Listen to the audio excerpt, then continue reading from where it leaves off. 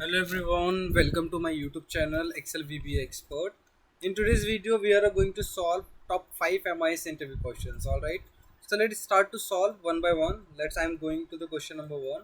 So here you guys can see I do have one data in the A column, units.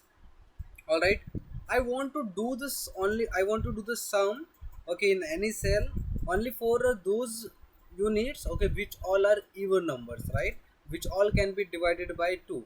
For example, here you guys can see 6 can be divided by 2. For example, I'm writing here mode comma 2. You guys can see this is the one way. This is the first approach. You guys can approach it, and you can achieve your the target and your output, whatever as in this question we need to do the sum only of those units which all are even. So you guys can see zeros, wherever we have a zero, it means those values can be divided by 2. This is why it is coming 0. So what I want to do only the sum of 0.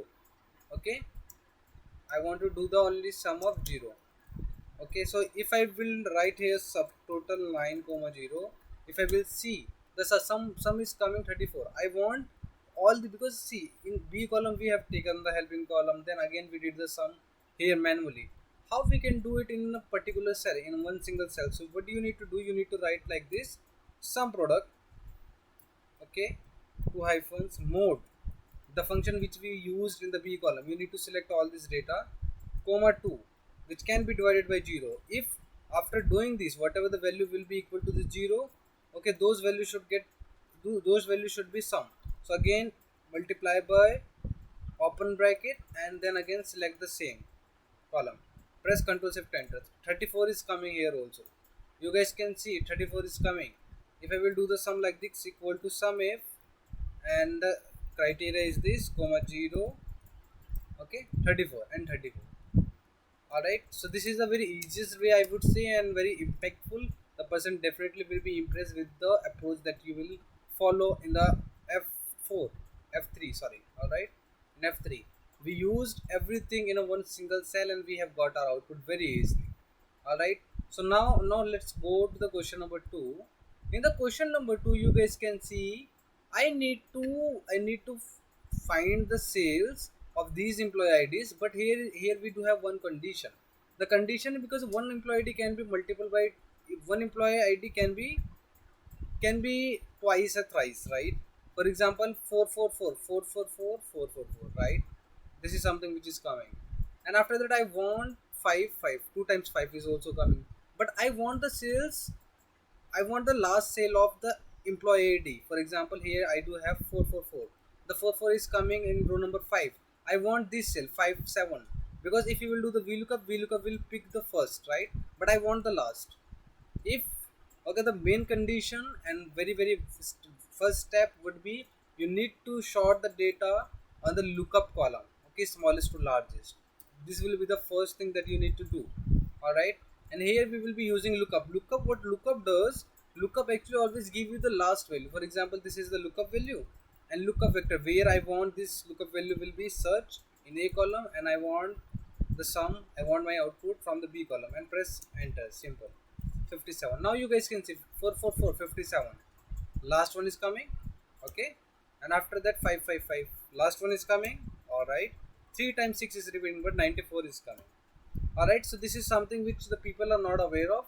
You guys can see by using this formula we will be able to to get the last cell, I mean last output of the employee ID or any lookup value whatever we do have. All right, so the question number also we solved. Now let's move to the question number 3. In question number 3, what I want the sales of these employee ID. I do not have any kind of duplicacy in my data set in B, A and B. I want simple, I want to use simply VLOOKUP and want to get the value, but I can't use the VLOOKUP. Here I need to use the HLOOKUP. And what is the difference between VLOOKUP and HLOOKUP is only the mode and the form of data. In VLOOKUP the data should be in the vertical, and in HLOOKUP it should be the horizontal.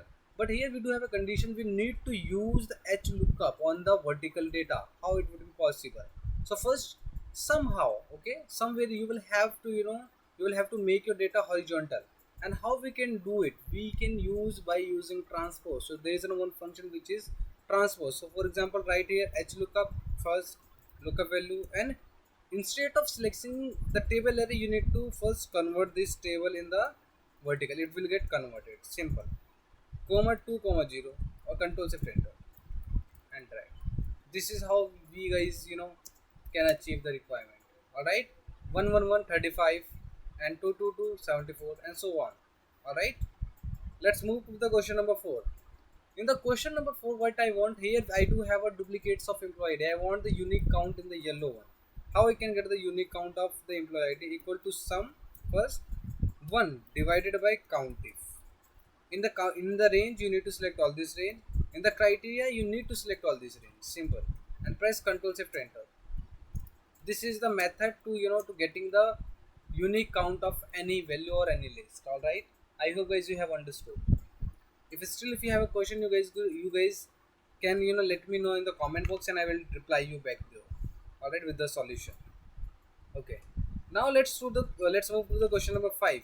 In the question number 5, here again the data is in the vertical. I want this data in this format. I mean in the in the horizontal mode. Okay, not using transpose function. All right, not using any paste special method. You need to use any kind of other function which can help you to get and to make your data in this form. So how? So you can use here equal to offset first. Okay, in the offset you need to select the the header. In the rows you need to write here column first. Okay, you need to write here column and press A1. Okay, A1 you need to write comma 0 enter. 1 is coming. If you will drag down, so you will get the same value, but if you will drag right, you will be able to see your output. Okay, you will be able to see your output. The same data is coming. If you will change somewhere, the data will get reflected. So this is the formula, you guys, very simple formula you guys can use to make your data. You guys can use it to make your data and change the format and the form of data. You guys can change it instant using this kind of a dynamic function. All right, so we all actually solved the total 5 questions of MIS, and I would also attach this file in the description box. From there you guys can download it and do the practice very hard. All right, and I would say thanks to all to watching this video. Okay, so that you guys can, this definitely will be little helpful for you to enhance little increase of MIS. All right, so let's meet in the next class with the app script video. Next week I would upload the video of app script. So you guys go and download the file and do the practice. All right, so thank you so much everyone for watching the video. Thanks a lot.